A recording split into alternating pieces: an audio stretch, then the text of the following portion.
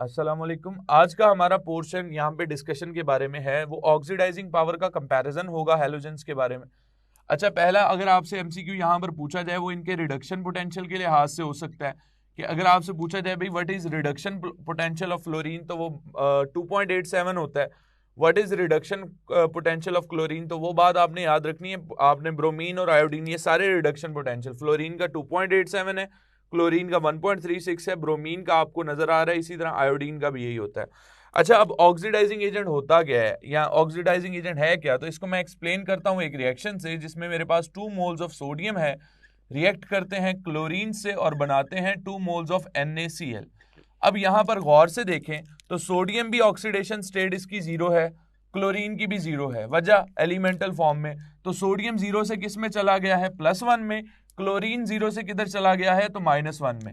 यानी हुआ क्या है कि सोडियम जब जीरो से कन्वर्ट हुआ है सोडियम पॉजिटिव में, तो मतलब हम ये कहते हैं कि सोडियम गेट्स ऑक्सीडाइज, ये ऑक्सीडाइज हुआ है, ठीक है। और जब ये ऑक्सीडाइज हुआ है ना, इसने क्लोरीन को क्या कर दिया है, रिड्यूस कर दिया। लाइक क्लोरीन यहां पर था ना, जीरो से किस में गया, क्लोराइड आयन में, ठीक है। तो क्लोराइड आयन खुद क्या हो गया, रिड्यूस हो गया। तो इन सिंपल वर्ड्स, जो इलेक्ट्रॉन सोडियम ने लूज किया बाय ऑक्सीडेशन, वो कहां पर चला गया, वो क्लोरीन की तरफ। लाइक सोडियम ऑक्सीडाइज हो गया, उसने क्लोरीन को क्या कर दिया, रिड्यूस कर दिया। तो इन दैट केस जो ऑक्सीडाइज होगा वो कौन सा एजेंट होता है, तो that is simply known as reducing agent, वो रिड्यूसिंग एजेंट होता है।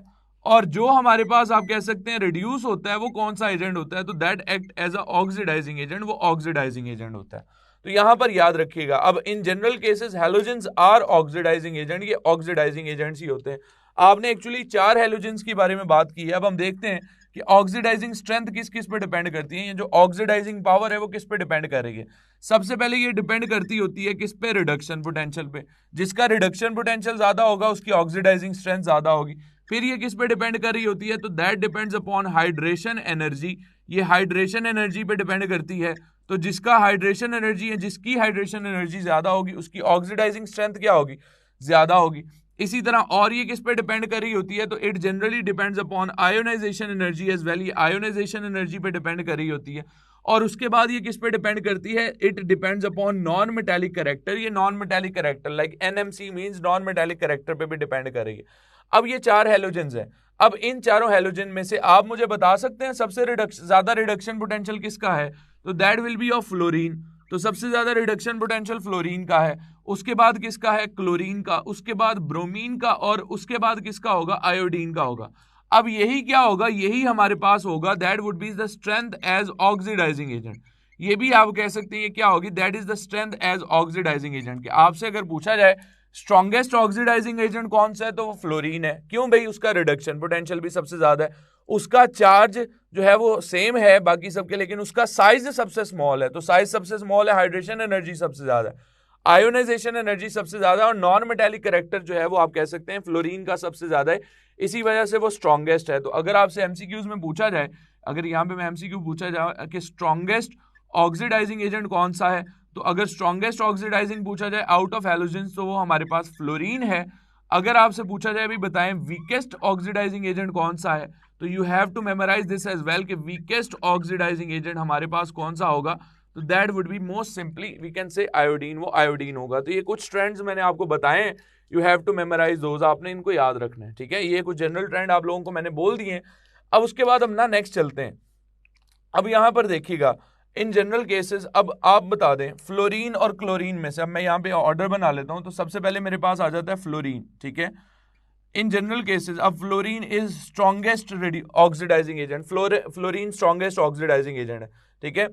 आप लोग मुझे बता सकते हैं अब इन द जनरल केसेस अगर फ्लोरीन और क्लोरीन का कंपैरिजन आ जाए, तो इन दोनों में से ऑक्सीडाइज कौन होगा और रिड्यूस कौन होगा। अब खुद बता दें, जो स्ट्रॉन्ग ऑक्सीडाइजिंग एजेंट है वो क्या होगा, रिड्यूस होगा, और जो वीक आप कह सकते हैं वो क्या होगा, वो ऑक्सीडाइज होगा। तो यहां पर याद रखना है। अब इन सब में से फ्लोरीन जो है वो क्या है, वो स्ट्रॉन्गेस्ट है। तो फ्लोरीन कैन ऑक्सीडाइज, फ्लोरीन अब किस किस को ऑक्सीडाइज कर सकता है, तो अगर आपसे सवाल पूछा जाए, अब ये बाकी सारे वीकर हैं, तो जब सारे वीकर ऑक्सीडाइजिंग एजेंट है, तो फ्लोरीन इनको इजीली क्या कर सकता है, ऑक्सीडाइज कर सकता है। तो फ्लोरीन कैन ऑक्सीडाइज किसको कर सकता है, क्लोरीन को भी कर सकता है, ब्रोमीन को भी कर सकता है और सिंपली किसको कर सकता है, आयोडीन को भी कर सकता है। तो ये फ्लोरीन के बारे में।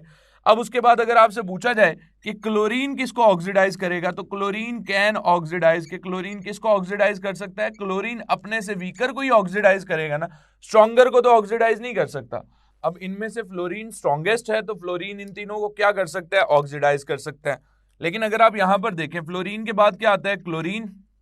अब क्लोरीन किस किस को ऑक्सीडाइज कर सकता होगा, तो यहां पर याद रखिएगा chlorine can oxidize bromine and iodine, कि वो ब्रोमीन और आयोडीन को तो ऑक्सीडाइज करेगा बट नॉट फ्लोरीन, लेकिन फ्लोरीन को वो ऑक्सीडाइज नहीं कर सकता। उसकी वजह क्या है, आप मुझे बता दें। फ्लोरीन तो स्ट्रॉन्गेस्ट है ना, तो स्ट्रॉन्गेस्ट जो है क्या उसको वीक कोई कंपाउंड ऑक्सीडाइज करेगा, नहीं करेगा। तो आमतौर पर क्लोरीन स्ट्रॉन्ग है किससे, ब्रोमीन और आयोडीन से, इन दोनों को तो इजीली ऑक्सीडाइज करेगा, लेकिन फ्लोरीन को नहीं कर सकता, क्योंकि फ्लोरीन के कंपैरिजन में वो वीक ऑक्सीडाइजिंग एजेंट है। इसी तरह अगर ब्रोमीन के बारे में याद रखिएगा, तो ब्रोमीन किसको ऑक्सीडाइज कर सकता है, तो ब्रोमीन कैन ऑक्सीडाइज, ये ऑक्सीडाइज सिर्फ एक को कर सकता है, एक हैलोजन को। वो कौन सा होगा, वो आयोडीन होगा।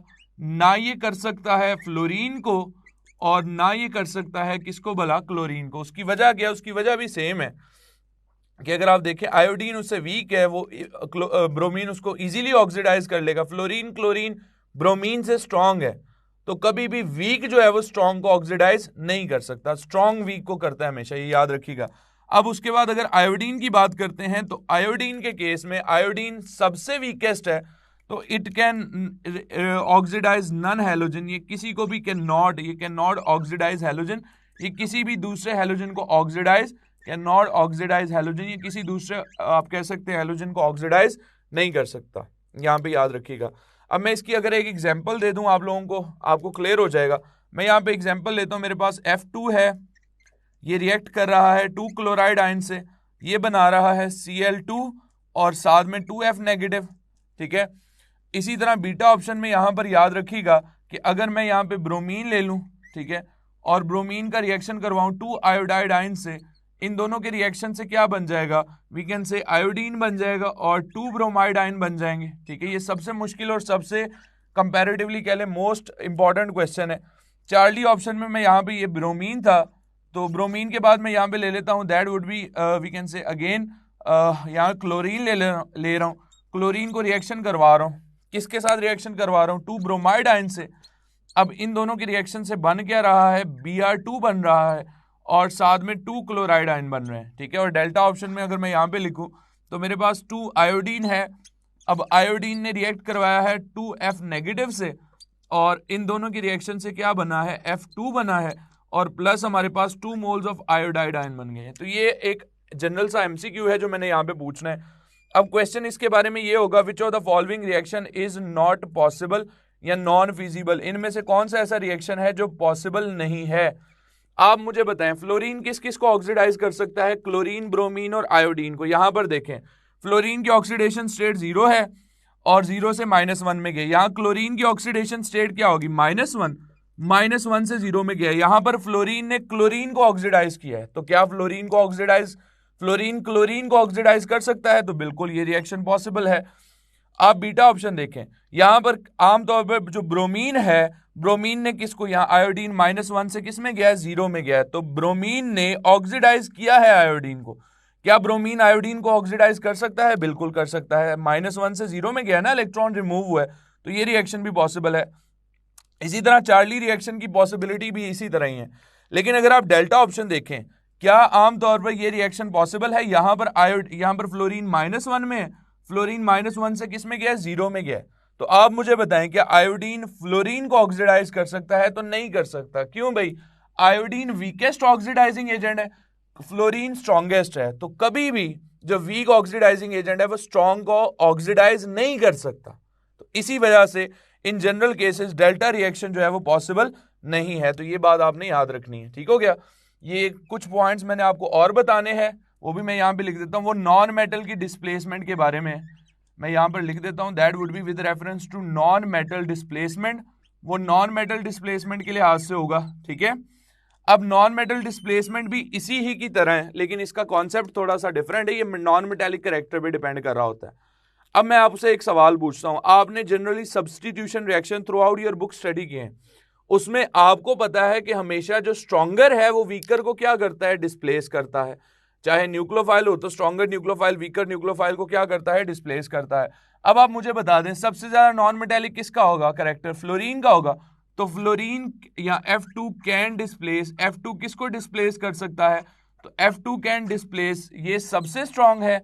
तो जो सबसे स्ट्रॉन्ग होगा ये किस किस को डिस्प्लेस कर सकता है, that could displace chlorine, that could displace bromine and that could displace iodine as well.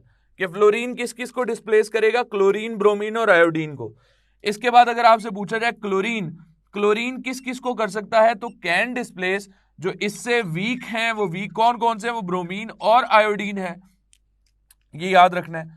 अब ब्रोमीन और आयोडीन चूंकि क्लोरीन से वीक हैं तो क्लोरीन उनको रिप्लेस कर सकता है बट नॉट फ्लोरीन, लेकिन फ्लोरीन को नहीं कर सकता क्योंकि फ्लोरीन उसके कंपैरिजन में स्ट्रांग है। इसी तरह अगर ब्रोमीन के बारे में याद रखिएगा, ब्रोमीन किसको कर सकता है, ओनली आयोडीन को, ठीक है, but not we can say fluorine, fluorine को भी डिस्प्लेस नहीं कर सकता और क्लोरीन को भी डिस्प्लेस नहीं कर सकता। इसी तरह iodine can displace none halogen, कि आयोडीन किसी भी हैलोजन को यहां पर डिस्प्लेस नहीं कर पाएगा। एक्चुअली ये कॉन्सेप्ट और ये कॉन्सेप्ट के पॉइंट्स जो हैं वो सेम है। आपसे अगर पूछा जाए कि फ्लोरीन किस किस को ऑक्सीडाइज कर सकता है, तो सबको कर सकता है। क्लोरीन किसको नहीं कर सकता, तो फ्लोरीन को नहीं कर सकता ऑक्सीडाइज, बाकी सारे हैलोजन को कर सकता है। तो यहां पर ये सारे इंपॉर्टेंट पॉइंट्स है with reference to your past paper. These are very important topics. Thank you very much.